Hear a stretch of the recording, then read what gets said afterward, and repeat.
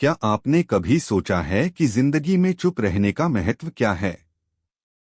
स्वामी विवेकानंद ने कहा था कि चुप रहना केवल शब्दों को रोकने का नाम नहीं, बल्कि यह आत्मनियंत्रण और समझदारी का प्रतीक है।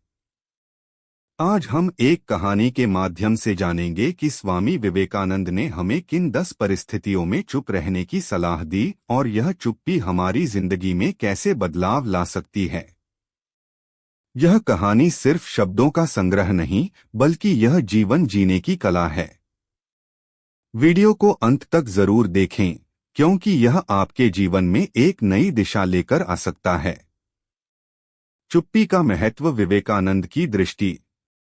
स्वामी विवेकानंद का मानना था कि हमारी वाणी केवल एक माध्यम है, लेकिन अक्सर हम इसे बिना सोचे समझे उपयोग करते हैं। उन्होंने कहा, चुप रहना एक ऐसा हथियार है जो हमें कई संघर्षों से बचा सकता है।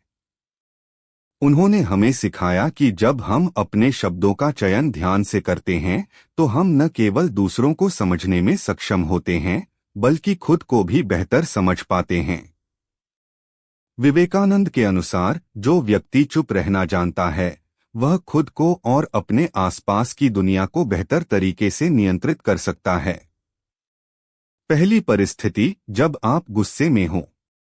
स्वामी विवेकानंद ने कहा था कि गुस्से में बोला गया हर शब्द न केवल दूसरों को चोट पहुंचाता है, बल्कि हमें भी नुकसान पहुंचाता है। गुस्से में हमारी सोचने की क्षमता कम हो जाती है और हम ऐसे शब्दों का उपयोग कर बैठते हैं जिनका हमें बाद में पछतावा होता है। उन्होंने कहा, गुस्से में मौन रहना सबसे बड़ी जीत है। जब आप गुस्से में हो तो अपने मन को शांत करें, गहरी सांस लें और चुप रहकर स्थिति को समझने की कोशिश करें। दूसरी परिस्थिति, जब बहस का कोई अंत न हो। कई बार हम बहस में पड़ जाते हैं, लेकिन हमें समझ नहीं आता कि यह बहस किस दिशा में जा रही है। स्वामी विवेकानंद ने कहा, ऐसी बहस जो सुलझने की बजाय और उलझ जाए, वहां चुप्पी ही सबसे बड़ा उत्तर है। उन्होंने बताया कि बहस में जब दोनों पक्ष अपने मत पर अड़े हों, तब चुप रहकर अपनी ऊर्जा बचाना ही सही है।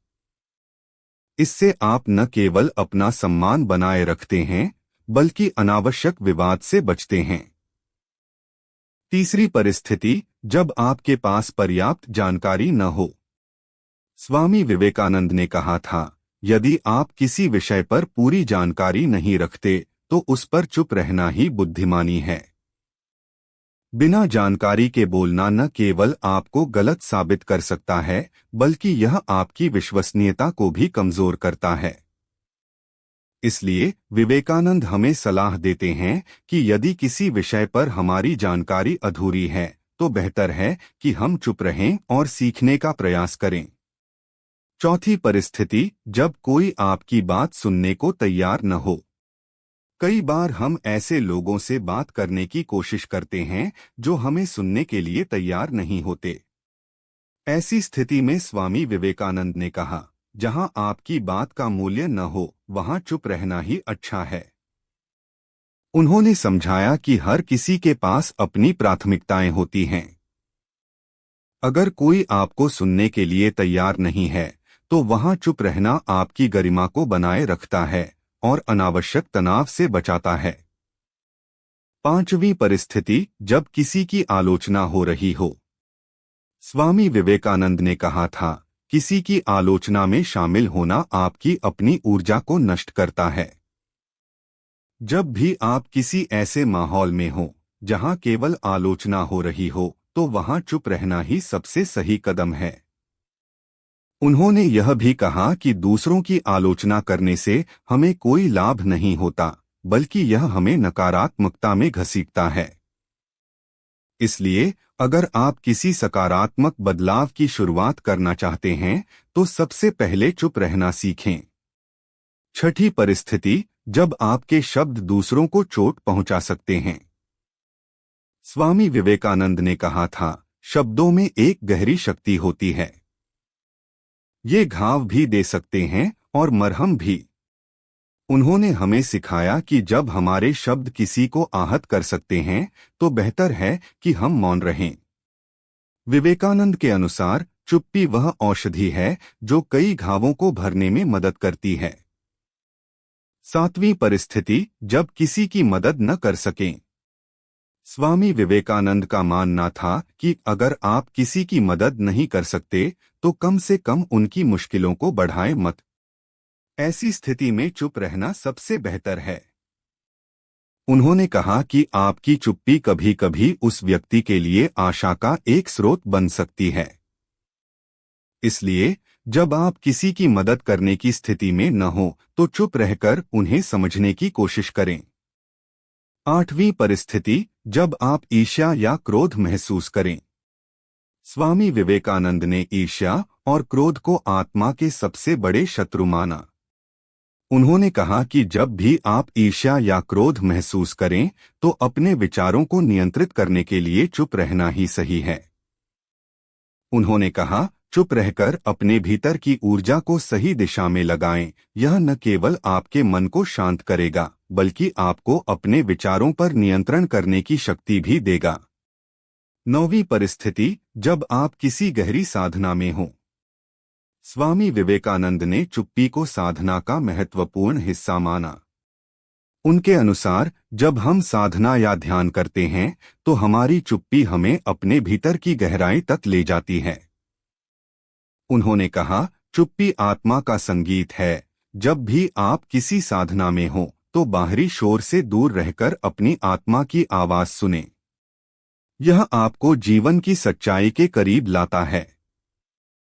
10वीं परिस्थिति, जब सत्य की आवश्यकता हो। विवेकानंद ने कहा था कि कभी कभी चुप रहना ही सबसे बड़ा सत्य होता है। जब भी आप किसी ऐसी परिस्थिति में हो जहां आपके शब्द सच को तोड़ सकते हैं या गलतफहमी पैदा कर सकते हैं तो बेहतर है कि आप चुप रहें। उन्होंने कहा, सत्य का मार्ग मौन के साथ ही चलता है। चुप्पी का अभ्यास आत्मज्ञान की ओर पहला कदम। स्वामी विवेकानंद ने कहा कि चुप्पी को केवल एक आदत नहीं बल्कि एक साधना बनाना चाहिए।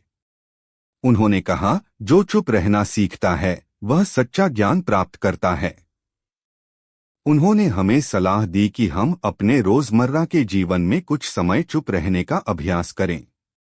यह न केवल हमारे मन को शांत करेगा बल्कि हमें खुद को समझने का भी मौका देगा। निष्कर्ष, चुप्पी का उपहार।